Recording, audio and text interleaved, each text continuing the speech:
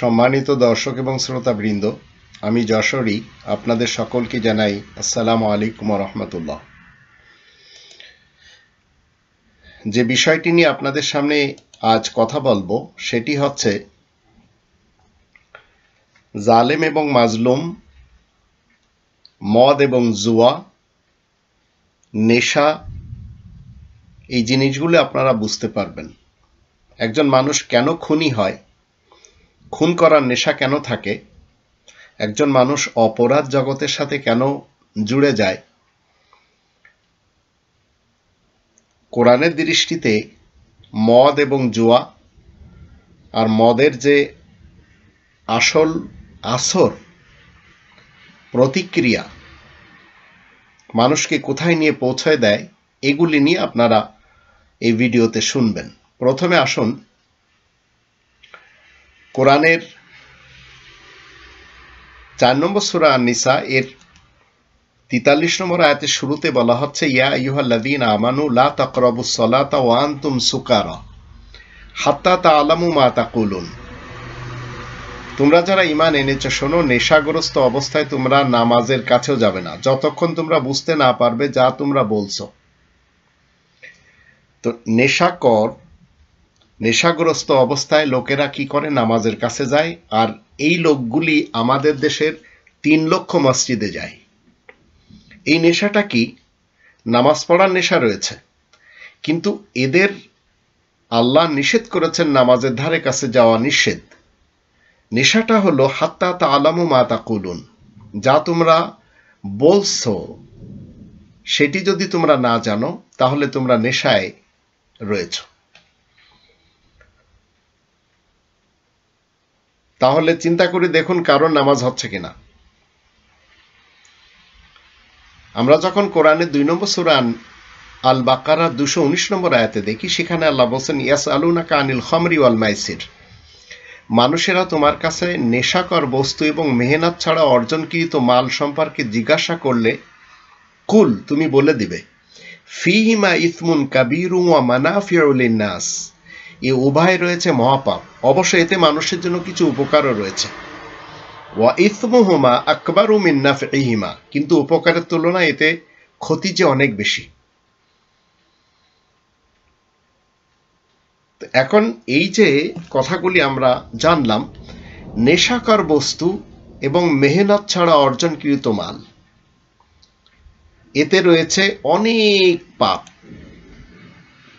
5 নম্বর সূরা আল মাইদার 90 এবং 91 আয়াত দুটি যখন আমরা পড়ব, সেখানে আল্লাহ বলেন, ইয়া আইয়ুহাল্লাযীনা আমানু ইন্নামাল খামরু ওয়াল মাইসিরু ওয়াল আনসাবু ওয়াল আজলামু রিজসুম মিন আমালিশ শাইতান ফাজতানিবুহু লাআল্লাকুম তুফলিহুন। হে মুমিনগণ, নিশ্চয় নেশার বস্তু, মেহনত ছাড়া অর্জনকৃত মাল, কোনো স্থানে মানত মানা এবং ভাগ্য নির্ণায়ক বা লটারি, এসব শয়তানের অনুসারীদের ঘৃণ্য কর্ম।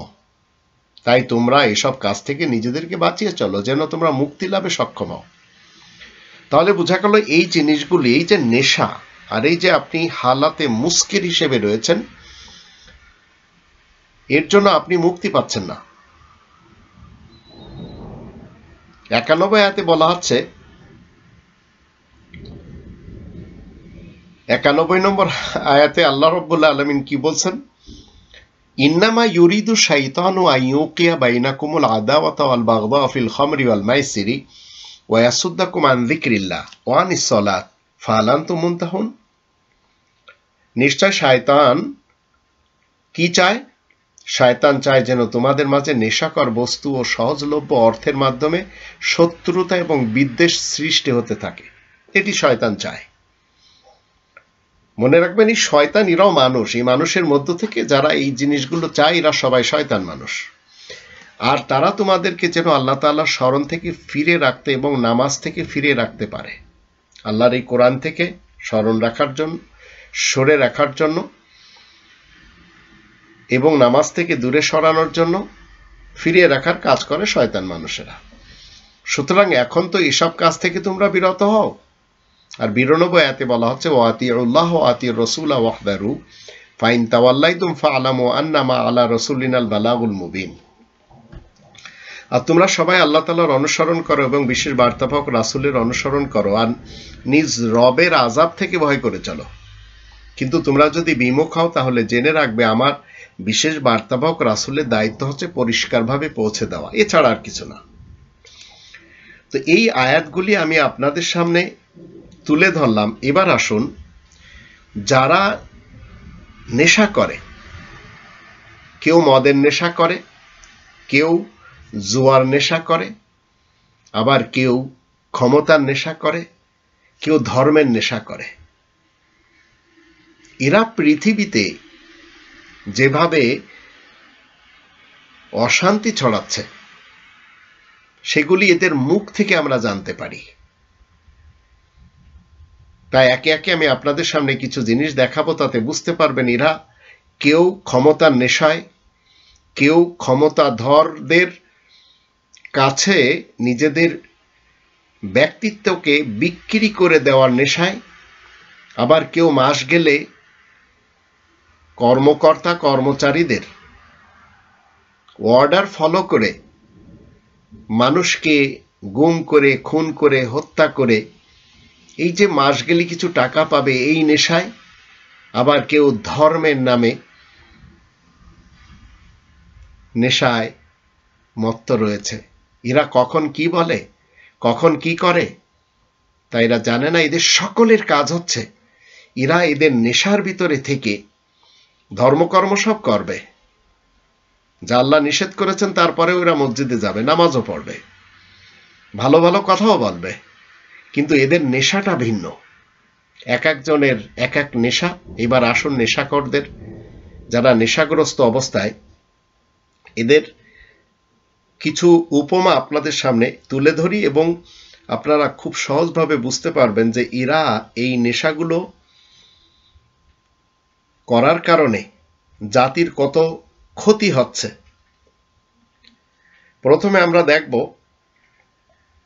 আপনি যদি কোরআন মানেন, রব্বানি বিধান মেনে যখন আপনি দুনিয়াতে চলাফেরা করবেন, তো জীবন চলার পথে আপনার খুব শান্তি লাগবে যদি কেউ আপনাকে বলে তুমি যেভাবে কোরআনের কথা বলছো তোমার বাবাও এইভাবে কোরআনের কথা বলতেন।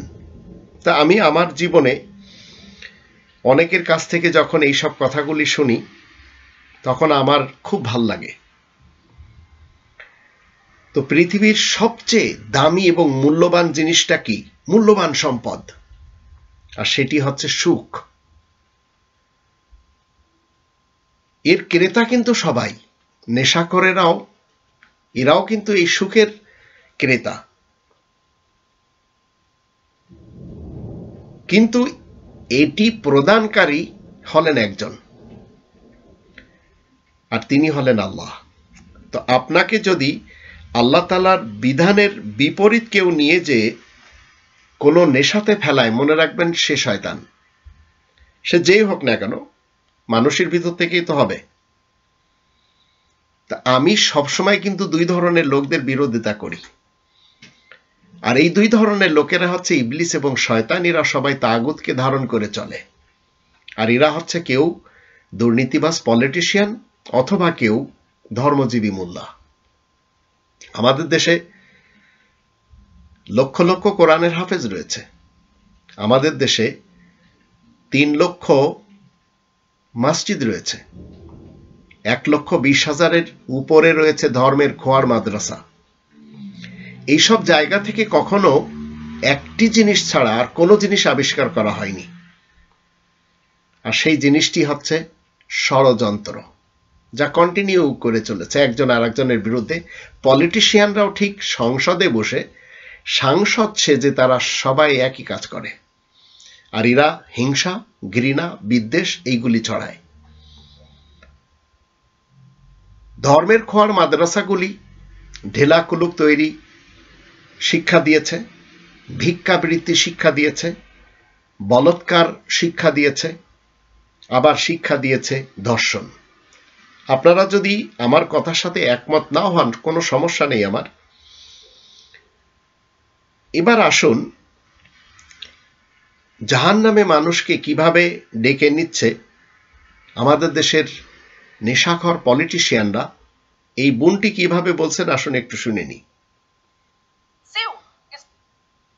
আপনি যে ছাত্রলীগকে ইউজ করলেন, এই ছাত্রলীগের এই ছেলেপেলেগুলো তো কারো না কারো সন্তান, আপনি কেন তাদেরকে ক্যাডার বানাচ্ছেন? আপনি কেন তাদেরকে একটা সন্ত্রাসী সংগঠনের একটা তকমা দেওয়ার জন্য আপনাদেরকে ঠেলে দিলেন? It's your party, is this prime minister and the এই সাধারণ সম্পাদক হচ্ছে এই দলের, তারা সবাই মিলে এই স্টুডেন্টদেরকে, ছাত্রদেরকে, আমাদের সন্তানদেরকে, আমাদের ভাইদেরকে আজকে এই একেবারে জাহান্নামের মতো একটা জায়গায় ফেলে দিয়ে গেছে। এর দায় দায়িত্ব কারো না, শুধুমাত্র এই বর্তমান সরকারের প্রধানমন্ত্রী এবং তার এই দলীয় আজ্ঞাবহ চামচাদেরকে বলবো। আপনি যে ছাত্রলীগকে ইউজ করলেন, এই ছাত্রলীগের এই ছেলেপেলে। এখন আমাদের দেশে উবাইদুল কাদের এমন একটি অপদার্থ ব্যক্তি যে কিনা দেশে গৃহযুদ্ধ লাগানোর জন্য বক্তৃতা দিয়েছেন। ছাত্ররা সুন্দরভাবে আন্দোলন করছিল, ভাঙচুর, তারপরে আগুন লাগানো, এগুলি ছাত্রদের কাজ না, শিক্ষার্থীদের কাজ না। এগুলি যারা করেছে এবং যারা করায়েছে তাদেরও কিন্তু আমরা দেখতে পাচ্ছি। এদেরকে ধরাও হচ্ছে না, এদেরকে জেলও দেওয়া হচ্ছে না, কারণ এরা সবাই একজন নেশাখর, একজন নেশাগ্রস্ত ব্যক্তির অধীনস্থ। এবার আসুন, এমন একটি সময় আমরা 2024 সালের এই 7 নম্বর আর 8 নম্বর মাস পার করছি আর করতে যাচ্ছি। অনেকে ভিন দেশে নিজেকে বাঙালি বলে দাবি করতে ঘৃণা বোধ করছে। এমন একটি দেশে আমরা বসবাস করি, বা এমন একটি দেশের নাগরিকত্ব আমাদের কাছে, যে দেশে মানুষের থেকে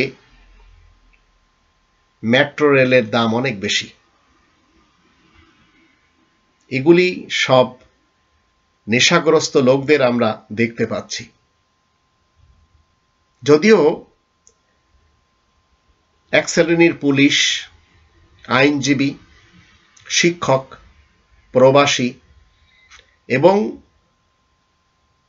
অন্যান্য ভাই বোনেরা তারা সত্যের জন্য মুখ খুলছেন এবং তারা বুঝতে পেরেছেন যে নেশায় যারা অভ্যস্ত হয়ে আছে তাদের দিয়ে ক্ষয়ক্ষতি ছাড়া আর কোনো কিছু হবে না, কারণ তারা তো নেশাতেই রয়েছে। ডক্টর আসিফ নজরুল স্যার একটি কথা বলেছেন, 1971 সালে এই কৃতদাস সেনাবাহিনী যদি থাকতো, বাংলাদেশ এখনো স্বাধীন হতো না। কেন বলেছেন উনি?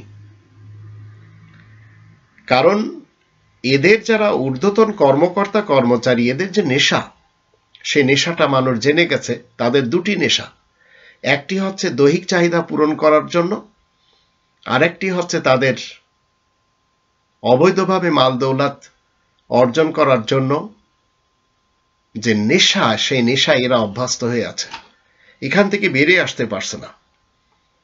আর এক শ্রেণীর ধর্মজীবী যারা করে খাচ্ছে, এরা এই রাষ্ট্রকে ইসলামী রাষ্ট্র বানাতে চায়, কিন্তু এরা জানে না রাষ্ট্রের কোনো ধর্ম থাকতে পারে না, কারণ রাষ্ট্রের মানুষ বিভিন্ন ধর্মের হতে পারে।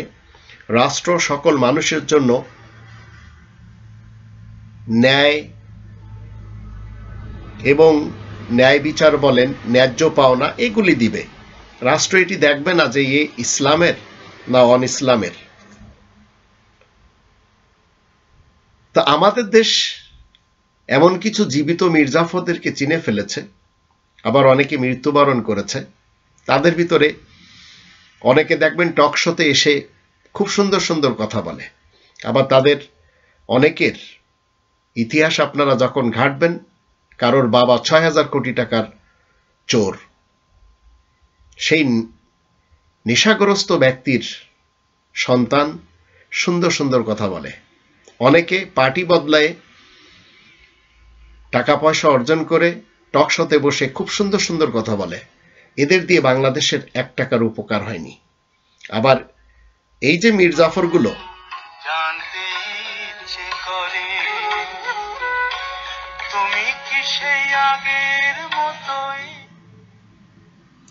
এরা সবাই আমাদের দেশে মির্জাফরের ভূমিকা পালন করেছে, আরো অনেকেই করে চলেছে। 2024 সালে আমরা অনেক মুনাফিকিনদেরকে দেখতে পাচ্ছি। আবার তুমি শেষ, যদি তুমি ঘুরে দাঁড়াও তবে তুমি বাংলাদেশ প্রমাণিত হবে। যদি তুমি ভয় পাও তবে তুমি শেষ, যদি তুমি ঘুরে দাঁড়াও তবে তুমি বাংলাদেশ। আমাদের সবার উচিত এই মুহূর্তে যারা ন্যায়ের জন্য, যারা ইনসাফের জন্য কাজ করে চলেছে তাদের পক্ষ নেওয়া। কিন্তু এমন কিছু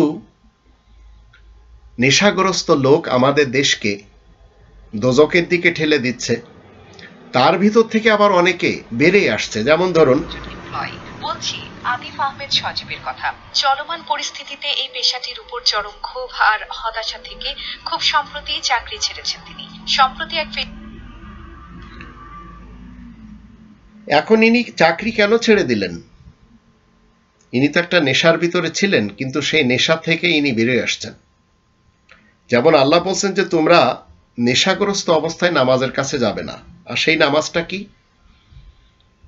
নামাজে আপনি যা পড়ছেন সেটি যদি আপনি বুঝতে না পারেন তাহলে আপনি নেশাগ্রস্ত অবস্থায়। কিন্তু সবাই যাচ্ছে, আল্লাহ তাআলার কথা কেউ শুনছে না। এবার আসুন,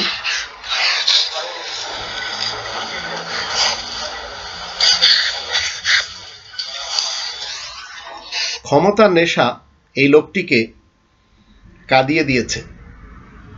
কখনো কোথা থেকে বদলি হয়, কখনো তার এমন কিছু কর্মকাণ্ড মানুষ জেনে যায়, কিন্তু সে তার নেশাতেই রয়েছে। কিন্তু সৎ মানুষ যারা কোরআনের বিধি মেনে যারা চলে, তারা কখনো কারোর তৈলমর্দন করে না। আর যে তৈলমর্দন করে, মনে রাখবেন, সে কখনো সৎ হয় না। কোরআনের আমরা যখন 5 নম্বর সূরা আল মাইদার 32 নম্বর আয়াত দেখি, সেখানে আল্লাহ বলছেন, হত্যার অপরাধ ছাড়া যদি কেউ কাউকে হত্যা করে অথবা জমিনে ফাসাদ সৃষ্টি করে, আল্লাহ তাআলার দৃষ্টিতে সে যেন সমগ্র মানুষকে কি করলো? হত্যা করে বসলো। তো এখন এই হত্যাকারীরা, এই খুনকারীরা, এরা নেশাগ্রস্ত অবস্থায়। তো আল্লাহ 9 নম্বর সূরা তাওবার 82 নম্বর আয়াতে বলছেন, তারা সামান্য হেসে নিক, শীঘ্রই তাদের কৃতকর্মের জন্য প্রচুর কাঁদতে হবে। তো নেশাখোরদের আমরা কিন্তু দেখতে পাচ্ছি, নেশাগ্রস্ত অবস্থায় যারা রয়েছে, এরা যে দৃষ্টিভঙ্গি রাখে, এদের নেশাতে রয়েছে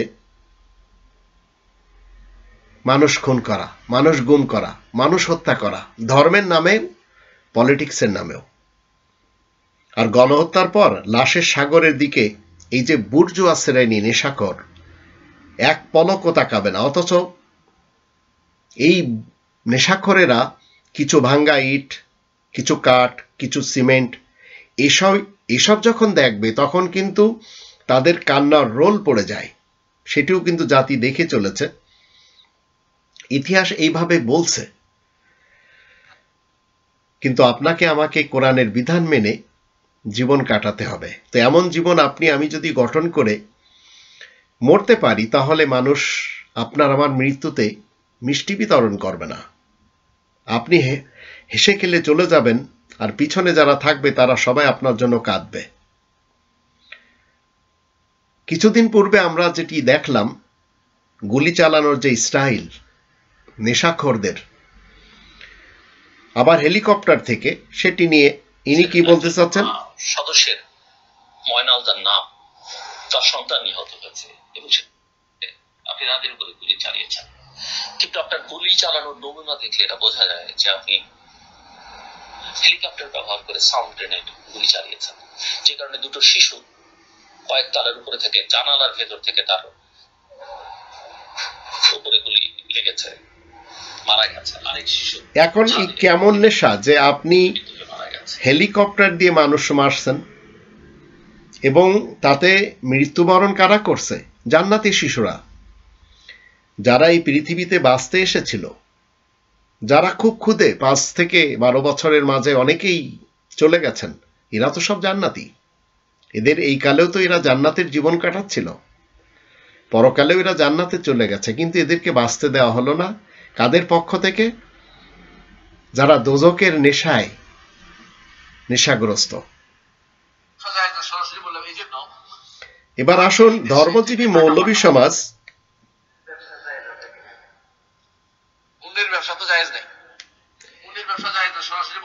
ধর্মজীবী মোল্লা এখন একটি সুযোগ পেয়ে তিনি বলছেন হুন্ডির ব্যবসা জায়েজ নেই। আবার তিনি কিন্তু বলে চলেছেন যে দেশের সাথে বাংলাদেশের সম্পর্ক নেই, সেখান থেকে আবার হুন্ডিতে টাকা পাঠালে দোষ নেই। এই দুমুখ নীতিতে যারা মুনাফিকিন আমাদের দেশে, এরা খুব ক্ষতি করে। তো পলিটিশিয়ানদের ভিতরেও আমরা এই নেশাগ্রস্ত অবস্থায় দেখতে পাচ্ছি এক শ্রেণীর লোকদের, সাংবাদিকদের মাঝেও দেখতে পাচ্ছি, বন্দুকধারীদের মাঝেও দেখতে পাচ্ছি, আবার দেখতে পাচ্ছি ধর্মজীবী আগুনখোর বক্তাদের মাঝেও। এই সাংবাদিকদের মাঝে একজন কি বলছেন, মুড়ি বিক্রি করে খাবো, তবু মিথ্যাকে সত্যি বলে চালাবো না, এই লোকটি বলছেন।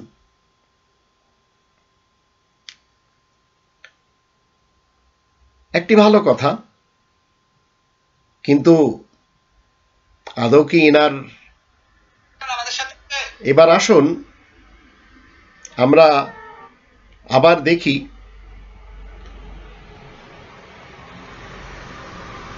মানুষের বুকে হত হয়ে থাকে না।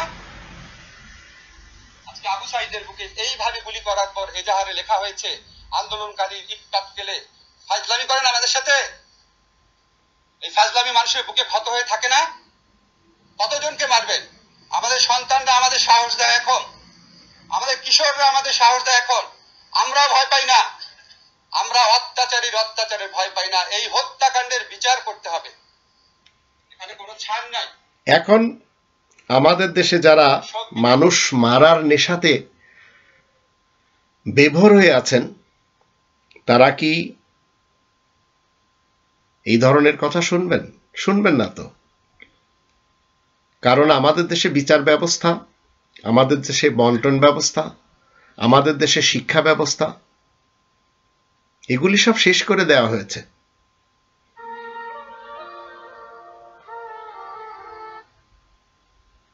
কেন শেষ করে দেওয়া হয়েছে?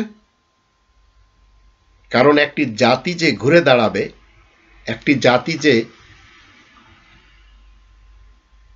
আল্লাহ তাআলার বিধান মেনে জীবন কাটাবে, শয়তান এবং ইবলিস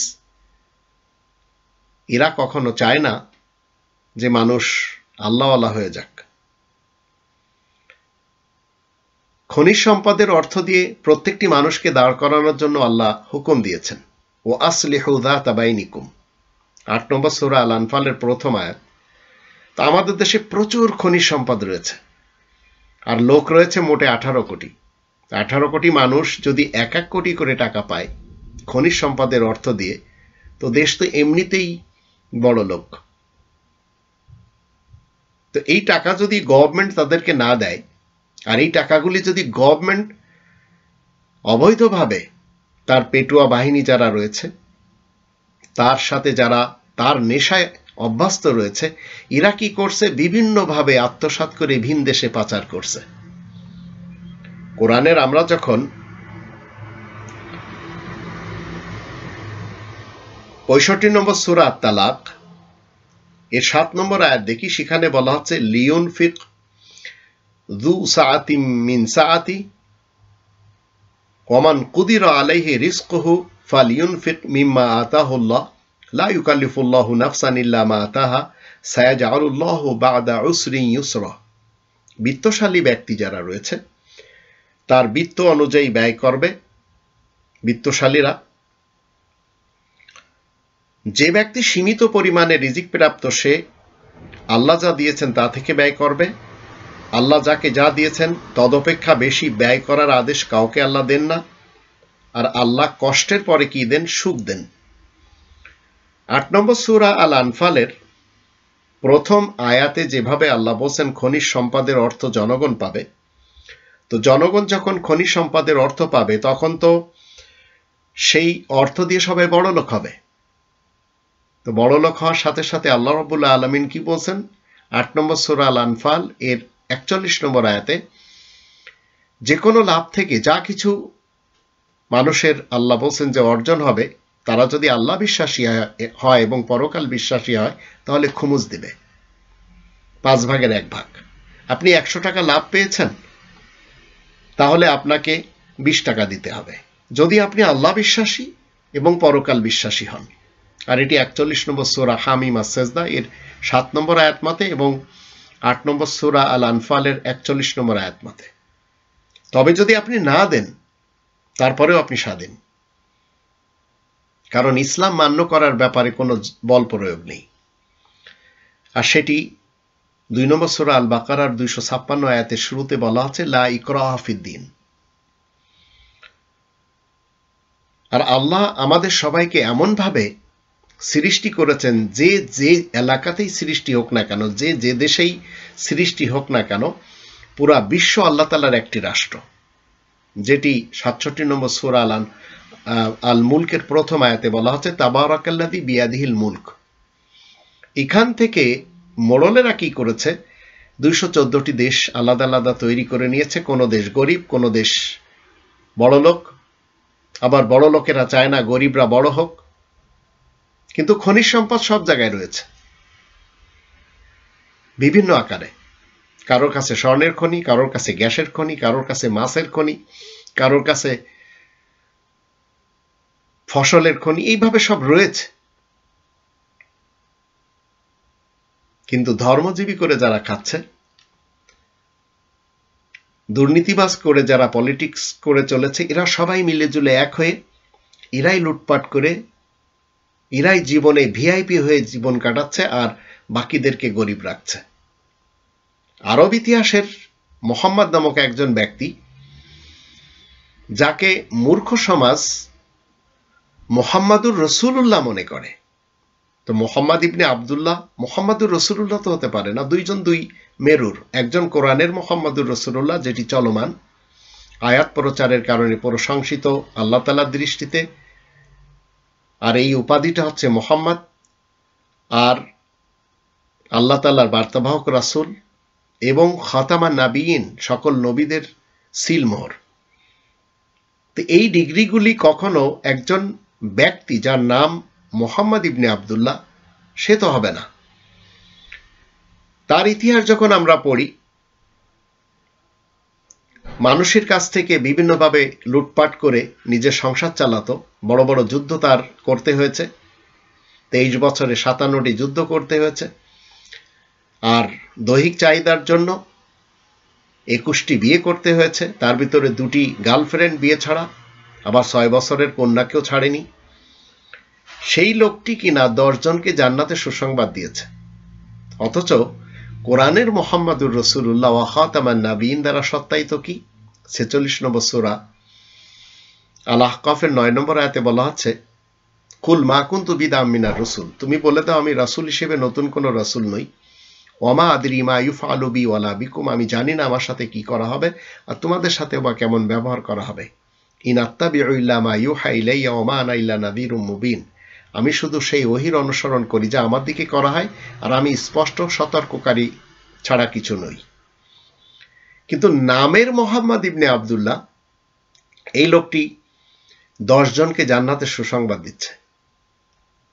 কোরআনের মুহাম্মাদুর রাসূলুল্লাহ ওয়া খাতামান নাবিয়িনের বিপরীত যে, তার ভিতরে আবু বকর, ওমর, উসমান, আলী, তলহা ইবনে উবাইদ, জুবাইর ইবনে আওয়াম, আব্দুর রহমান বিন আউফ, সাদ ইবনে আবি ওয়াক্কাদ, সাদ ইবনে যায়েদ, আবু উবাইদা, এদের সকলকে জান্নাতের সুসংবাদ দিচ্ছে। অথচ চলমান রাসূল কি বলছেন, আমি জানি না,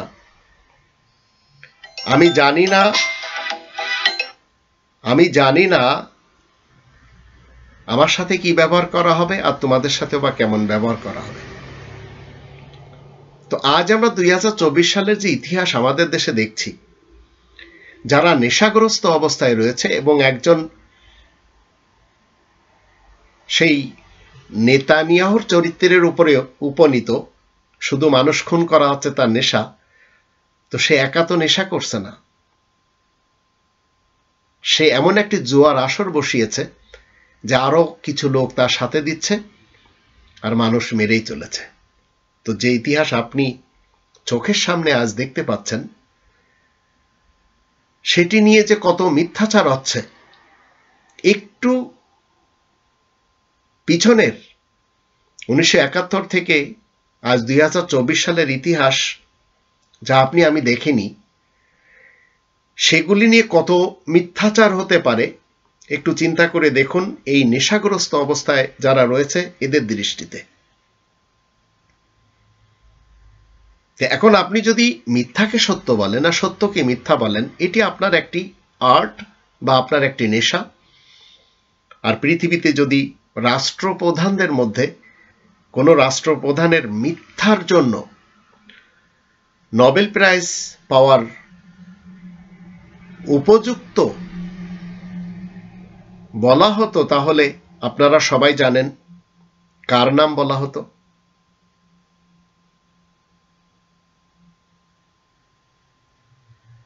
ইসলাম যে আমাদেরকে শিক্ষা দিয়েছে, একজন দেশের প্রধান যখন নারী হয় তখন তার যে নেশা থাকে, সেই নেশার সাথে যারা যুক্ত হয়ে যায়, এদের কারণে কি হয়? ইয়াসজুদুনা লিশ-শামসি মিন দুনিল্লাহ ওয়া যায়্যানা লাহুমুশ শাইতানু আমালাহুম ফাসাদ্দাহুম আনিস সাবিল ফাহুম লা ইয়াহতাদুন। 27 নম্বর সূরা নামলের 23 থেকে 26 আয়াতগুলি যখন আমরা পড়ি তখন আমরা বুঝতে পারি একজন লেডি যখন দেশের প্রধান হয় আর যারা তার সাথে সঙ্গ দেয়, সে পুলিশ হোক, সেনাবাহিনী হোক, র্যাব হোক, বিজিবি হোক, আনসার হোক, নৌবাহিনী হোক, বিমান বাহিনী হোক, আরো যারা রয়েছে, এরা সবাই মিলে ইয়াসজুদুনা লিশ-শামসি মিন দুনিল্লাহ, আল্লাহকে ছেড়ে দেয়, এরা সূর্যের পূজারী হয়ে যায়। যার ফলে শয়তান কি করে? এদেরকে কোরআনের পথ থেকে বিচ্যুত করে। সেটি আমাদের 2024 সালে আমাদের এই দেশের ব্যাপারে বুঝতে কষ্ট হচ্ছে না। আর একে একে দুটি লেডি আমাদের দেশটাকে শেষ করে ছেড়ে দিয়েছে। তো আমি আপনাদের সকলকে বলতে চাই, আল্লাহ তাআলার বিধান নিয়ে যতক্ষণ আপনার পায়ে শক্তি আছে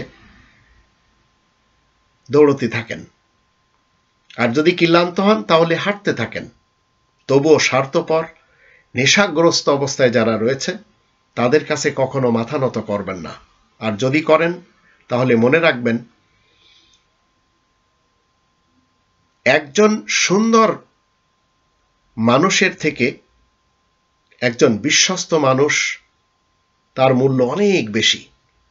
আপনি দেখতে সুন্দর, আপনার শিক্ষাগত যোগ্যতা আছে, কিন্তু আপনি অতিরিক্ত মিথ্যা বলছেন।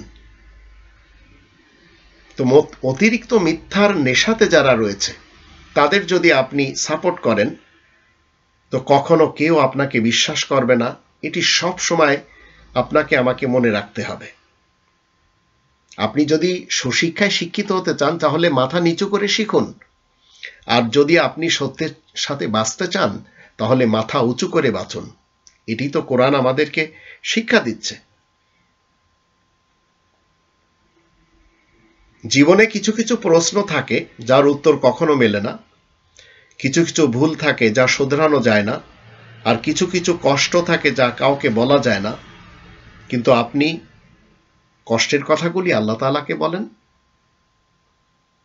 কিন্তু আপনি যদি অন্যের ক্ষতি করার নেশায় মত্ত হয়ে যান তো ক্ষতি আপনার হবে, দুদিন আগে নয়তো দুদিন পরে। তো এই নেশা থেকে আপনাকে কেটে উঠতে হবে। আর যদি আপনি নিজেকে মনে করেন আপনি খুব চালাক, কোরআনের জ্ঞান তো আপনার মধ্যে নেই কিন্তু আপনি খুব চালাক মনে করছেন, তো চালাক হলেই মানুষ হওয়া যায় না, চালাক তো শিয়ালও হয়। মানুষ হতে হলে তার মধ্যে মনুষ্যত্ব থাকতে হবে। এখন মনুষ্যত্ব যদি আপনার মধ্যে না থাকে আর আপনি যদি সময়ের সাথে একটি নেশাকে নিয়ে সেই নেশায় মত্ত থাকেন, তো সময় বদলায় না, বদলে যায় মানুষের মন। যোগ্যতার চেয়ে বেশি কিছু পেলে মানুষ হয় কি? মনুষ্যত্বহীন। আর এই ধরনের মনুষ্যত্বহীন মানুষের অভাব আমাদের এই ছোট্ট ভূখণ্ডে অভাব নেই। ক্ষমতার অপব্যবহার এবং টাকার অহংকার যারা করে চলেছেন, আর এই নেশায় যারা নেশাগ্রস্ত হয়েছেন, এদের সকলের জানা উচিত যে একদিন মাটির নিচে এদের আসল ঠিকানা হয়ে যাবে। আপনি যদি রব্বানি বিধান মেনে নিজেদের জীবনকে আমরা সবাই মিলে পরিচালনা করতে পারি, তাহলে সাকসেসফুল হতে হলে আমাদের অনেক অপমান এবং খারাপ সময় সহ্য করতে হবে। কিন্তু আপনি ইনসাফের সাথে থাকবেন, ইনসাফের বিপরীত যারা রয়েছে তাদের সাথে দিতে পারবেন না। যে ইতিহাস মানুষেরা রচনা করেছে, সেই ইতিহাসের সাথে আল্লাহ তাআলার বিধানের কোনো সম্পর্ক নেই। ইতিহাস অনুযায়ী আপনি যদি আল্লাহ তাআলার বিধানকে জানতে চান, মানতে চান, যে ইতিহাস হাদিসের মাধ্যম দিয়ে, যে ইতিহাস ফলসফার মাধ্যম দিয়ে, যে ইতিহাস ধর্মজীবী আগুনখোর বক্তাদের ভাষণের মাধ্যম দিয়ে আপনি আমি শুনছি, মনে রাখবেন এগুলি যদি আমরা বিশ্বাস করি তাহলে কোরআন আপনার আমার থেকে ছুটে যাবে, আর আপনি ওই নেশাগ্রস্ত হয়ে পথভ্রষ্ট হয়ে ঘুরে বেড়াবেন। তো যারা আজ দেশের মানুষের বুকে গুলি চালাচ্ছেন, তাদের জানা উচিত একটা সময়ের পরে আপনি ঠিকই বুঝবেন, যখন আপনি রিটায়ার্ড হবেন, অনেক মানুষই আপনাকে ব্যবহার করেছে, আর তখন আপনি আফসোস করে সঠিক গন্তব্যে আসতে পারবেন না।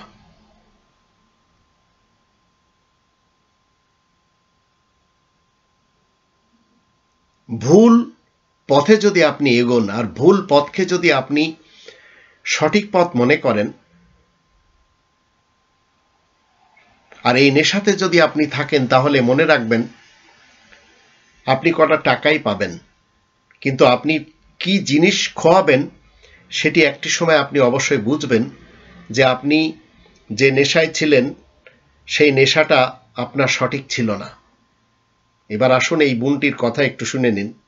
সেনাবাহিনী, পিডিআর, র্যাব, আর্মি এবং অন্যান্য যদি আরো কোনো আর্মড ফোর্সেস থেকে থাকে বাংলাদেশে, আপনাদের মধ্যে যাদের খুব খারাপ লেগেছিল যখন আইডিএফ প্যালেস্তিনিয়ানদের এগেনস্টে যেসব ক্রুয়েলটি করছিল, যেসব নির্মম অত্যাচার করছিল, এখনো করছে, যাদের দেখে কষ্ট লেগেছিল, আপনারা যারা এই বাংলার নেতানিয়াহুকে সঙ্গ দিচ্ছেন, জেনে নেন আপনারাও একই কাজ করছেন। আপনারা হয়তো বুঝতে পারছেন না যে আপনারা একই কাজ করছেন, কারণ অর্ডার আসছে, অর্ডার মানতে হবে।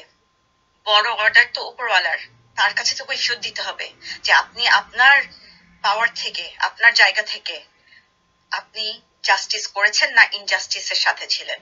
মিডিয়ার ভাই বোনেরা, যারা সিএনএন, ফক্স নিউজ, স্কাই নিউজের রিপোর্ট দেখে বুঝতে পারছিলেন যে এগুলা সত্যি নিউজ না, মিথ্যা, সত্যিকে ধামাচাপা দেওয়া হচ্ছে, নেতানিয়াহু যা করছে, আমেরিকা যা করছে, আপনাদের যখন খারাপ লেগেছিল, আপনাদের বিবেকে নাড়া দিচ্ছিল যে এটা কিভাবে সম্ভব, আপনারা যখন সত্যকে ধামাচাপা দিচ্ছেন এদেশে সরকারের ভয়ে, বাংলার নেতানিয়াহুর ভয়ে, আপনারাও একই কাজ করছেন। আপনারা ভাবছেন অর্ডার ফলো করছেন বসের, বেতনটা লাগবে, চাকরিটা না হলে চলে যাবে। উপরওয়ালার কাছে যখন দাঁড়াবেন তখন এই এক্সকিউজ টিকবে না। Be on the right side. আপনারা সঙ্গ দিন। আপনারা সঙ্গ দিলে পালাবার জায়গা নাই এই নেতানিয়াহুর। পলিটিক্যাল কু করুন। তাহলে বোঝা গেল এই বোনটার কথা মতে পৃথিবীতে নেতানিয়াহুর চরিত্রে দুইজনকে আমরা দেখতে পাচ্ছি, একজন আমাদের দেশে আর একজন ইসরায়েলে। এদের আসল উদ্দেশ্য, এদের আসল নেশা রক্তপাত, মানুষ খুন করা। আর আমাদের দেশে ওবায়দুল কাদেরের মতো একটা অপদার্থ ব্যক্তি কি শুরু করে দিল? এই গৃহযুদ্ধ। চিন্তা করে দেখুন, এই নেশাতে আপনাকে এবং আমাকে জড়িত হওয়া ঠিক হবে কিনা, এবং যারা জড়িয়ে যাচ্ছেন তাদের একটু চিন্তা করতে হবে কোনোভাবে এই নেশাখোরদের সাথে যদি আপনি আমি দিই, তাহলে মনে রাখবেন পরকাল আমাদের সবারই শেষ হয়ে যাবে। যদি আপনি আমি বাঁচতে চাই, তাহলে সত্যের সাথে আপনাকে আমাকে বাঁচতে হবে। আর সত্যের সাথে যদি আপনি আমি বাঁচতে না পারি, তাহলে যেভাবে ধর্মজীবীরা আপনাকে আমাকে বেকুব বানিয়ে চলেছে, আপনার আশেপাশের যে ধর্মজীবী মৌলবী রয়েছে, বিশেষ করে মৌলবী আজাজিল যারা, তারা সবসময় তাদেরকে বেকুব বানাতে পারে যারা জীবনেও কোরআনকে মাতৃভাষায় পড়েনি। আর তাদের বেকুব বানাতে একটু সমস্যা হয় না। কোরআনের বিধান যখন আপনি আমি মানব, তখন আপনাকে আমাকে নিজ নিজ জায়গাতে আল্লাহ খুশিতে রাখবেন, এবং আপনার খুব ভালো লাগবে যে আপনি যতটুকু পেয়েছেন অন্য কারো কাছে তা হয়তো স্বপ্ন। এখন যদি নেশাখোরদের, দুর্নীতিবাজদের, দুষ্কৃতিকারীদের সাথে আপনি দেন, তাহলে মনে রাখবেন আপনাকে আমাকে পৃথিবীতে এই জন্য আল্লাহ পাঠাননি যে আপনি যারা ধর্মের নেশা করে আছে, যারা পলিটিক্সের নেশাতে আছে, এদের পিছনে যাবেন। এই ধর্মজীবীদের নেশাগুলি দেখেন, এইভাবে এরাও একটি নেশা নিয়ে বসে আছে, এর কাছে অনেক লোক রয়েছে। এই ধর্মের নেশাখোর, এদের পিছনে আপনি গেলে কোরআনচ্যুত হবেন। আবার দেখুন ইনি আবার কি বলছেন,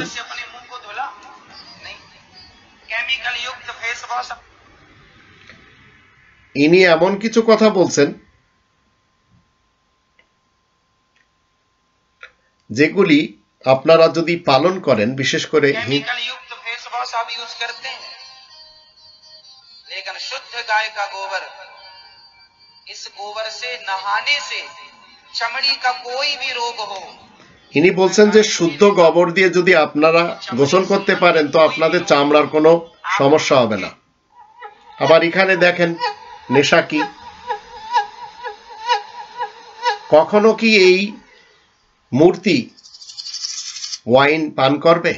সেই ক্ষমতা কি আছে? নেই। তারপরেও এই নেশাতেও রয়েছে আর এক শ্রেণীর লোক। এছাড়াও আসুন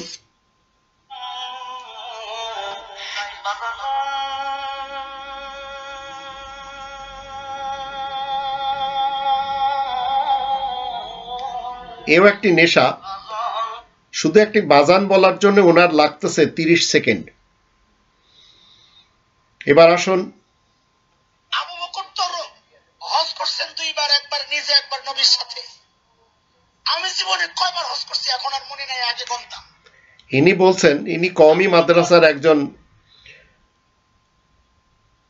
ব্যক্তি। ইনি বলছেন যে ইনার দৃষ্টিতে যিনি আবু বকর বা প্রথম সাহাবী বা প্রথম খলিফা, তার থেকে ইনি অনেক উন্নত। তো এই যে নেশা, এই নেশাগুলি মানুষকে অন্ধ করে দিয়েছে। এবার আসুন, গালি দেয় তাদের জন্য এই ভিডিওটা দেখেন ভালো করে। হাজারো মুসলিম ভাই আমাদের শিবলিঙ্গকে কতটা শ্রদ্ধা করতে, এরা শিবলিঙ্গে যে কাজগুলি করে চলেছে, এগুলি একটি নেশা। নেশার জগতে দুনিয়া আমরা মানুষকে ঈশ্বর বানিয়ে ফেলেছি। দেখো কিভাবে দুধ দিয়ে স্নান করানো হচ্ছে, হ্যাঁ, মা সেজে দাঁড়িয়ে রয়েছে। দুধ দিয়ে স্নান করানো হচ্ছে, অথচ দুধ স্নানের জন্য না। তো এই যে নেশাগুলি, এগুলি থেকে আমার জীবনটা ওয়াকফ করে দিয়েছি আল্লাহ রসুল, আল্লাহ রসুলুল্লাহ আর অলিউল্লাহ দালালি করার জন্য। ইনি নেশায় বসে আছেন, নিজের ব্যক্তিত্বকে ঢেলে দিয়েছেন আল্লাহ এবং আল্লাহ রসুলের আর অলিয়া উলিয়াদের দালালি করার জন্য। এটাও একটা নেশা। আমার ঈশ্বর যদি সর্বশক্তিমান হয়, ঈশ্বরই তো আমাকে তোমাকে সনাতন ধর্মে পাঠিয়েছে। তাহলে এই সনাতন ধর্মকে পরিত্যাগ করে যাওয়া মানে ঈশ্বরের সাথে বেঈমানি করা, আর বেঈমানের কোনো ধর্ম থাকতে পারে। ইনি হচ্ছেন আর একজন নেশাখোর। ইনার নেশাটাও আপনারা শুনলেন। আমরা যে এই পৃথিবীতে এসেছি, পৃথিবীটা মূলত আমাদের সকলের জন্য কিন্তু একটি ভাড়া করা বাড়ির মতো। আমি এখন যে জায়গায় বসে আছি এটিও আমার কি বলে ভাড়ার বাড়ি। যতই আমরা সাজাই না কেন, মালিকের নোটিশ পেলে ঠিকই ছেড়ে চলে যেতে হবে। তো এখন জীবন চলার পথে আপনাকে যদি নেশাখোরদের সাথে দিতে হয়, তাহলে চিন্তা করে দেখুন আল্লাহ তাআলার যে আয়াতগুলি আপনাদের সামনে আমি তুলে ধরেছি, এই আয়াতগুলির মেসেজ যদি আমরা সবাই বুঝতে না পারি, আল্লাহ তাআলার এই মেসেজগুলি যদি আমরা অমান্য করি, তাহলে যত নেশা আপনি করেন না কেন, এই নেশার শেষ আপনাকে যাতনা দিবে।